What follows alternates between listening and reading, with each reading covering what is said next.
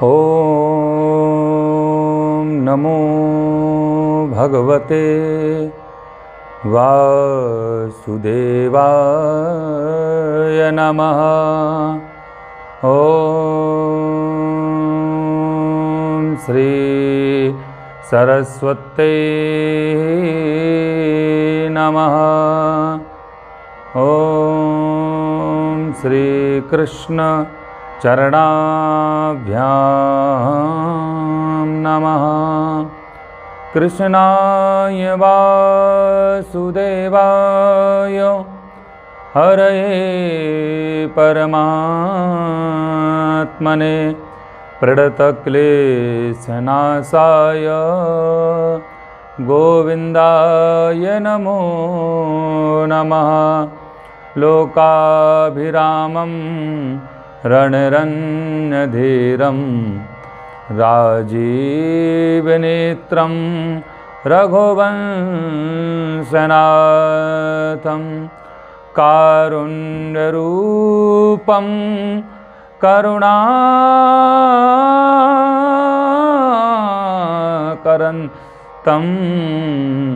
श्रीरामचन्द्रं शरणं प्रपद्ये। श्रीरामचन्द्रं शरणं प्रपद्ये। जय सिया राम। राधे राधे।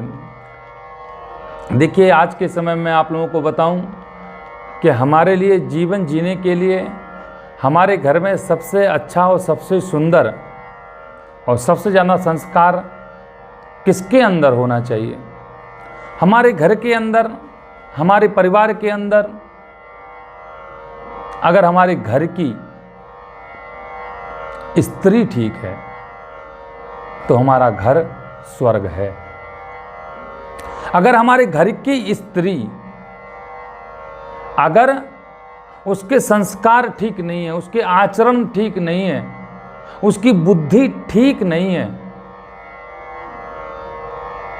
तो वो स्त्री अपने घर को स्वर्ग से नरक बनाने में समय नहीं लगाती है। स्त्री की बुद्धि अगर खराब है तो स्त्री की सोच इतनी सुंदर होना चाहिए, स्त्री के संस्कार इतने सुंदर होना चाहिए। घर में चलो ठीक है, पुरुष और स्त्री घर में रहते हैं, यानी कि पति पत्नी घर में रहते हैं। अगर उनके घर में पुरुष पूजा ना करे तो चल जाएगा, लेकिन अगर स्त्री पूजा नहीं करेगी तो वो चलने वाला नहीं है।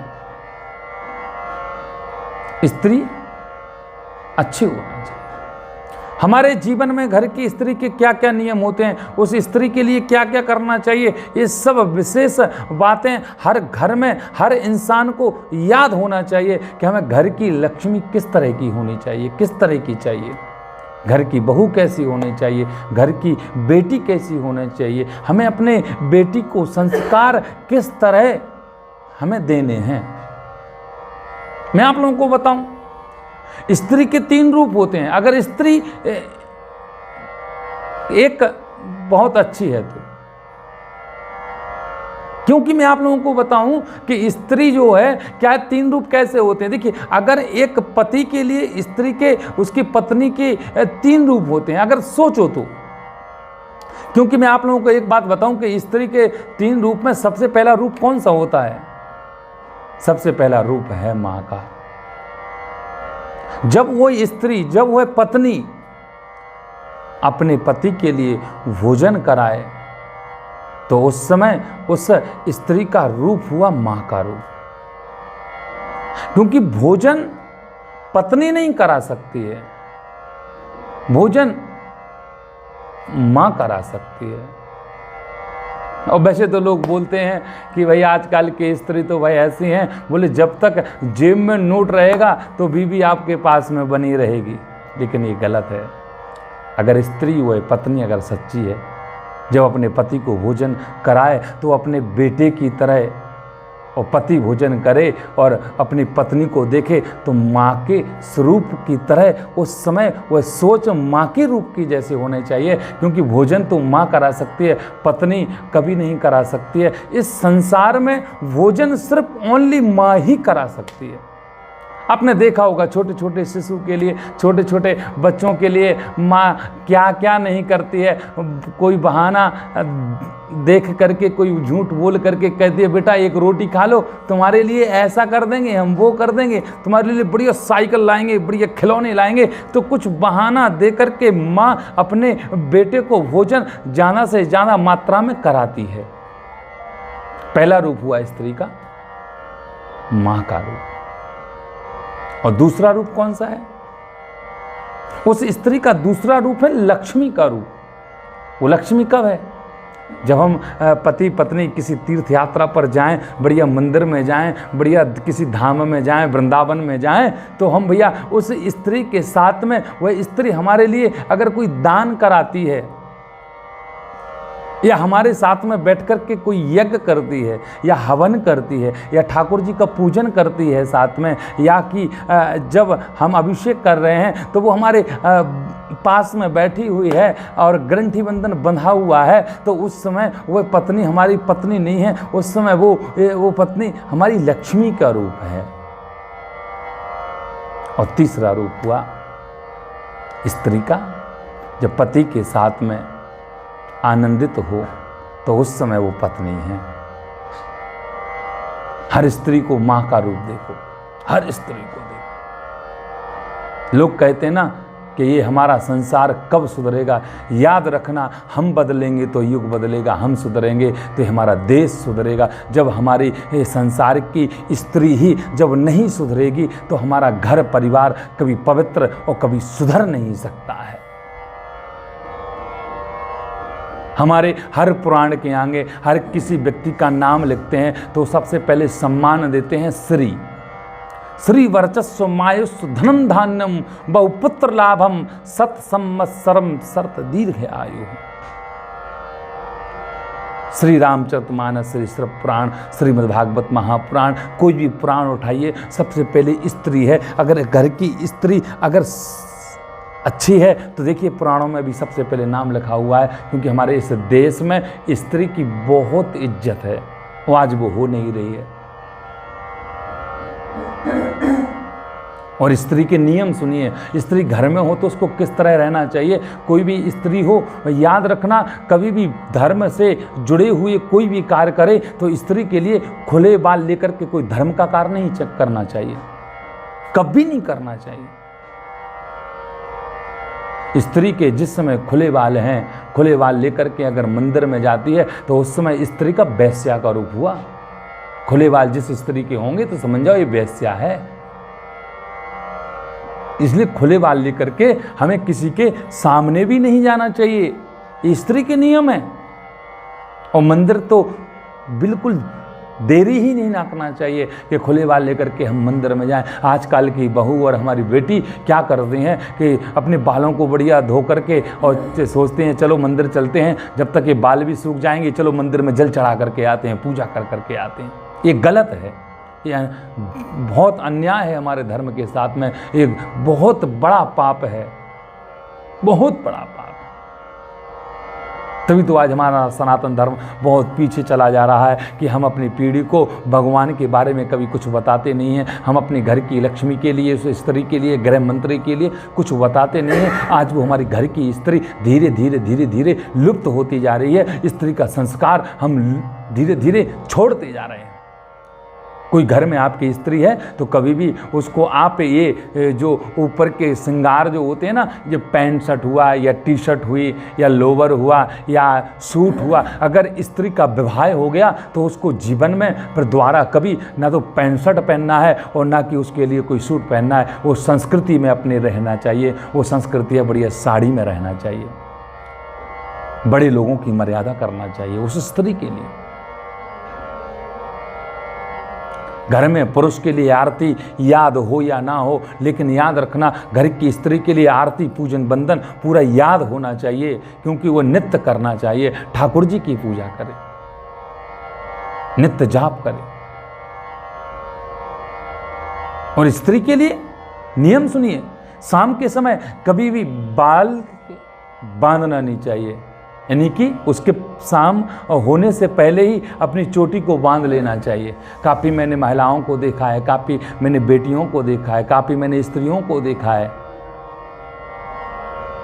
जैसे सूर्य अस्त हो जाते हैं फिर उसके बाद में बाल को बांधती हैं, झाड़ू को लगाती हैं। एक शाम के समय, रात्रि के समय कभी नहीं करना चाहिए। जो स्त्री अगर ऐसा करती है तो उसके घर में कभी लक्ष्मी स्थान नहीं लेती है। जो स्त्री अगर ऐसा करती है तो उसके घर में कभी भी भगवान का आगमन नहीं होता है।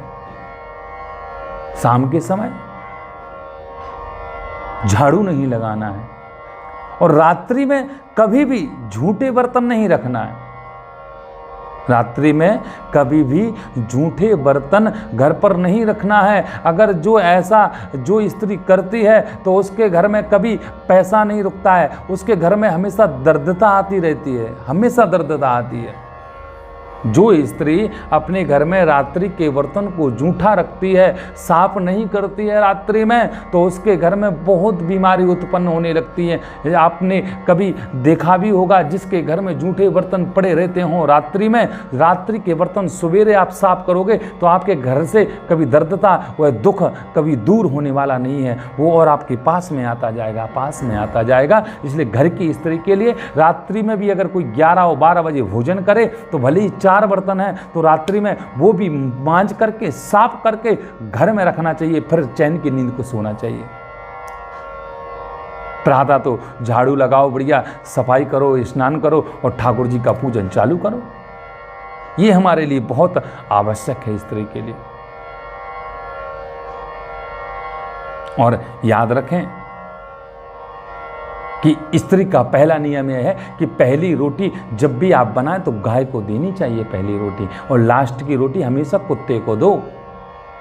अगर आप पहली रोटी गाय के लिए आप अगर देते हो तो इसका फल पता है आप लोगों को क्या होता है? याद है आप लोगों को?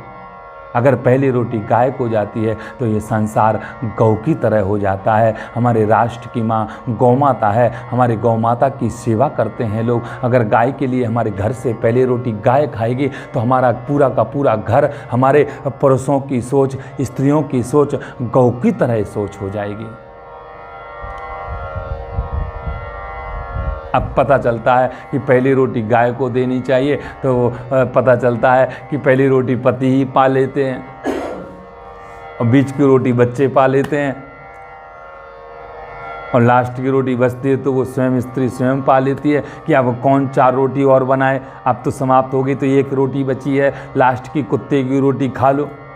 अब जो गौ की रोटी जो पहले खाएगा तो वो गौ की तरह तो होगा ही, स्वाभाविक है, तो पति हो जाएगा गौ की तरह और वो स्त्री हो जाएगी लास्ट की रोटी की तरह जिसके लिए लगती है। फिर घर में तू मैं। अब पति तो पड़ गया गौ, तो बढ़िया सुन रहा है, और पत्नी हो गई है बढ़िया लास्ट की रोटी, वो कहती जा रही है, पति सुनता जा रहा है। ये स्त्री के नियम है। हमारी स्त्रियों के अंदर एक गुण बहुत आवश्यक है कि उनके अंदर संस्कार लाना बहुत आवश्यक है, तो हमारे इस देश की संस्कृति बच सकती है, वरना हमारे इस देश की संस्कृति बच नहीं सकती है। हमारे इस देश की हमारी महिलाएं, हमारी माताएं, हमारी बहन बहुत बड़ी होती हैं, बहुत बड़ी होती हैं, जिसकी मैं कल्पना भी नहीं कर सकता हूँ, मैं सोच भी नहीं सकता हूँ कि ये कितनी इतनी बड़ी होती हैं। फिर भी आज के समय में उन स्त्रियों के लिए, उन माताओं के लिए, उन बहनों के लिए कोई सम्मान नहीं मिल रहा है, अपमान मिल रहा है। लेकिन आज के समय में देखो तो हमारा देश, बाप रे बाप, कितना पीछे हो गया है। बड़ा दुख होता है। कभी कभी मैं सोचता हूं कि हमारे आखिर इस देश को हो क्या गया है, ये देश इतना पीछे क्यों जा रहा है, आज इतना बड़ा पाप क्यों हो रहा है। जगह जगह देखो तो हमारी बहनों के साथ में कितना अत्याचार हो रहा है। उसके लिए रोकने के लिए हम क्या एक धर्म के लिए एक पीड़ा नहीं उठा सकते हैं? एक धर्म के लिए आगे हम अपनी बहनों की रक्षा करने के लिए, बेटियों की रक्षा करने के लिए क्या हम थोड़े से संघर्षवान नहीं हो सकते हैं? क्या थोड़े से आगे नहीं आ सकते हैं? क्या आना चाहिए। सबसे पहले संस्कृति। हमारी बहन, हमारी माताएं अगर इस भारत के संस्कृति को अपनाएंगी तो शायद मैं एक दावे से कह सकता हूं कि आने वाले समय में हमारी बहनों, हमारी बेटियों के साथ में कभी अत्याचार नहीं होगा। आज ये जो सुनने के लिए न्यूज़ पर मिलता है, ये नहीं मिलेगा।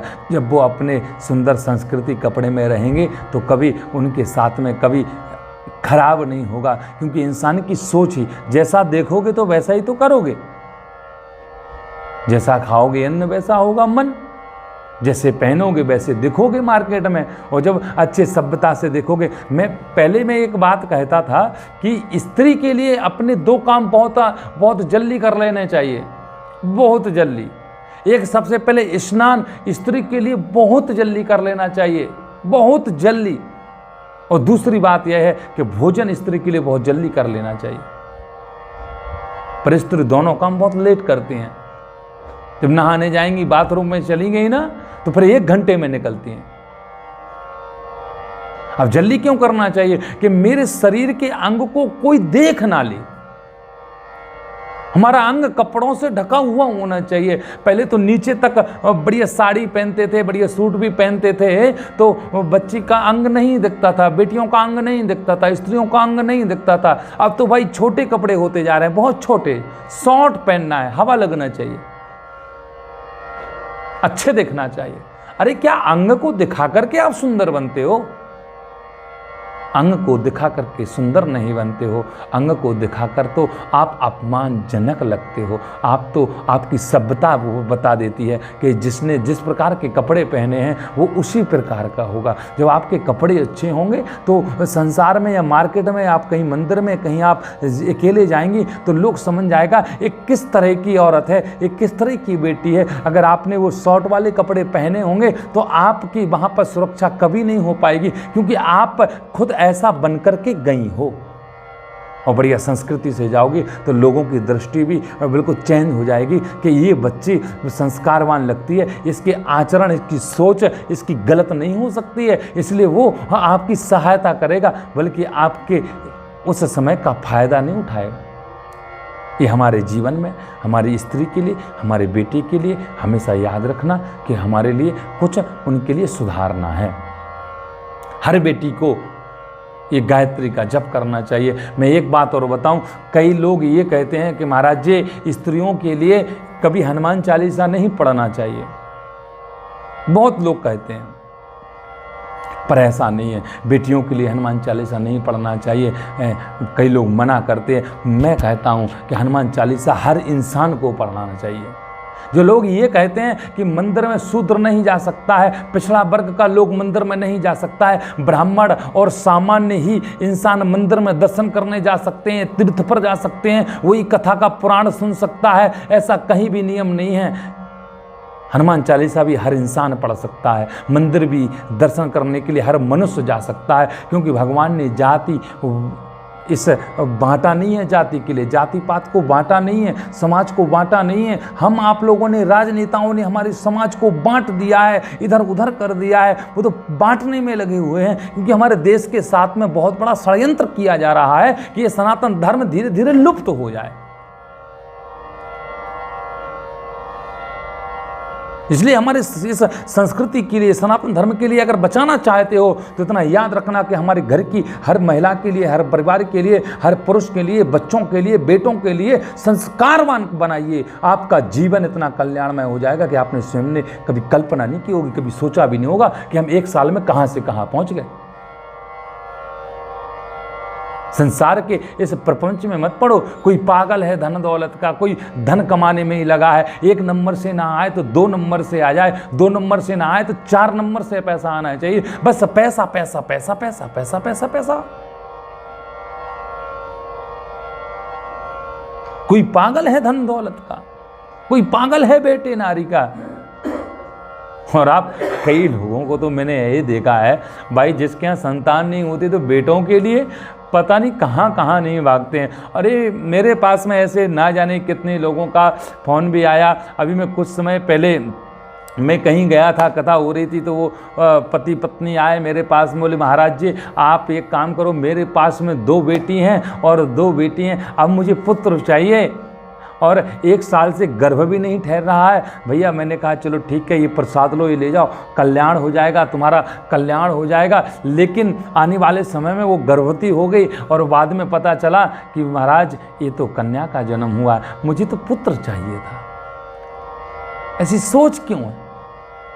राजी हैं हम उसी में जिसमें तेरी रजा है। अरे जिसमें ठाकुर ही राजी रहेंगे वही तो मिलेगा हमारे लिए, ज्यादा नहीं मत पड़ो। तो कोई पागल है धन दौलत का, कोई पागल है बेटे नारी का। अरे सच्चा पागल तो वो है जो पागल मेरे बांके बिहारी का, जो पागल मेरे बांके बिहारी का। याद रखना, बांके बिहारी की शरण में चले जाओ, कभी आपको दुख नहीं मिल सकता है। सुख की शांति आपको हमेशा मिलती ही रहेगी। आपके जीवन में आपकी आत्मा को अगर शांति है तो आपका जीवन हमेशा कल्याणमय बन जाएगा। हमारे इस जीवन में सबके लिए एक मंत्र जरूर याद होना चाहिए, कृष्णाय वासुदेवाय हरे परमात्मने प्रणतः क्लेशनाशाय गोविंदाय नमो नमः। ये मंत्र भी हर इंसान को, हर स्त्री को याद होना चाहिए। और जो लोग ये कहते हैं कि स्त्री या शूद्र मंदिर में नहीं जाना चाहिए, या स्त्री के लिए हनुमान जी के मंदिर नहीं जाना चाहिए, या स्त्री के लिए हनुमान जी का पाठ नहीं पढ़ना चाहिए, या स्त्री के लिए, शूद्र के लिए, हरिजन के लिए बोले क्या, बोले हनुमान चालीसा पढ़ने का कोई अधिकार नहीं है। तो याद रखना हनुमान चालीसा में क्या लिखा हुआ है, जो यह पढ़े हनुमान चालीसा होए सिद्ध साकी गौरीसा। लोग कहते हैं ये हनुमान चालीसा में लिखा हुआ है, मैं नहीं कह रहा हूं ना, मैं बना करके कह रहा हूं। जो यह पढ़े हनुमान चालीसा होए सिद्ध साखी गौरी सा। क्या लिखा? जो माने हर इंसान आ गया, जो यह पढ़े, जो माने भगवान चाहते तो लिख देते ब्राह्मण पढ़े हनुमान चालीसा, सामान्य पढ़े हनुमान चालीसा, लिख सकते थे ना। स्त्री नहीं पढ़े हनुमान चालीसा, अलग से लैन तुलसीदास जी लिख सकते थे, ऐसा तो नहीं लिखा।